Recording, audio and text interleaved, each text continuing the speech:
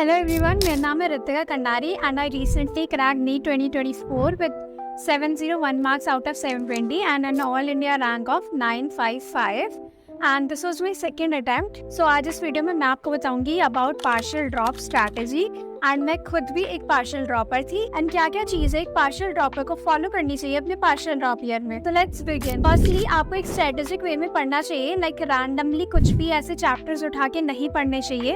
एक weekly schedule के accordingly आपको पढ़ना चाहिए एंड उसके लिए आप किसी भी ऑफलाइन टेस्ट सीरीज में इनरोल कर सकते हैं। उस टेस्ट सीरीज के स्केड्यूल के अकॉर्डिंगली ही अपना आप स्केड्यूल बनाओ एंड उसके अकॉर्डिंगली ही अपने वीकली टारगेट्स पूरा करो। इससे आप कंसिस्टेंटली भी पढ़ पाएंगे एंड आपका सिलेबस भी बहुत जल्दी कंप्लीट हो जाएगा उस टेस्ट सीरीज के अकॉर्डिंगली। सेकेंड इंपॉर्टेंट चीज है कि आपको अपना टाइम मैनेजमेंट सीखना पड़ेगा। बीइंग अ पार्शियल ड्रॉपर आपके पास ऑलरेडी बहुत कम टाइम बचा होगा और ऊपर से इसको कॉलेज के टाइम के साथ भी मैनेज करना होता है।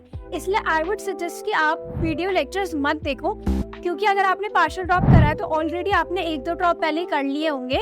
सो आपने ऑलरेडी ही काफी लेक्चर देखे होंगे प्रीवियस ईयर्स में। सो इसलिए आपको वीडियो लेक्चर दोबारा देखने की नीड नहीं है। अगर आपको कुछ ऐसे डिफिकल्ट चैप्टर लगते हैं तो उनके आप वीडियो लेक्चर देख सकते हैं या फिर आप वन शॉट देख सकते हैं, लेकिन होल डिटेल लेक्चर आपको देखने की नीड नहीं है। वो काफी ज्यादा आपका टाइम वेस्ट हो जाएगा उसमें।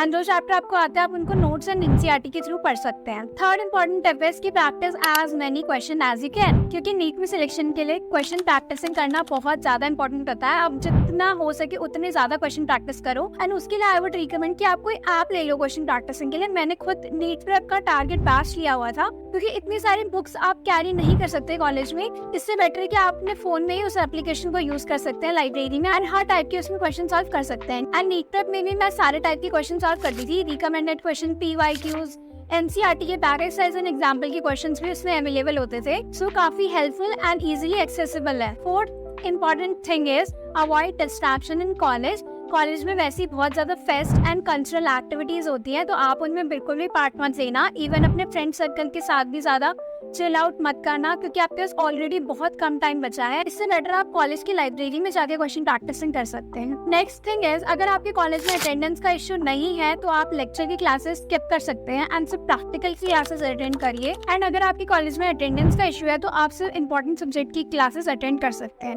And the last and the most important thing is कि आप जो भी टेस्ट देंगे आप उस टेस्ट का एनालिसिस बहुत अच्छे से करना। उससे आपको पता चल जाएगा कि आपके कौन कौन से चैप्टर्स और कौन कौन से टॉपिक्स वीक है, ताकि आप उनके फिर से जाके वीडियो लेक्चर देख सको। एंड मेरे भी टेस्ट में जो जो चीजें गलत होती थी तो मैं एक नोटबुक में लिख लेती थी कौन से चैप्टर और कौन से टॉपिक से गलत हुआ है एंड देन टारगेट पैच के डीपीपी जनरेटर फीचर से जाके उसको प्रैक्टिस करती थी। इससे मेरे कॉन्सेप्ट्स और ज्यादा स्ट्रांग हो जाते थे। And one more important thing is, being a partial dropper आपको अपना माइंडसेट बहुत ज्यादा स्ट्रांग रखना चाहिए।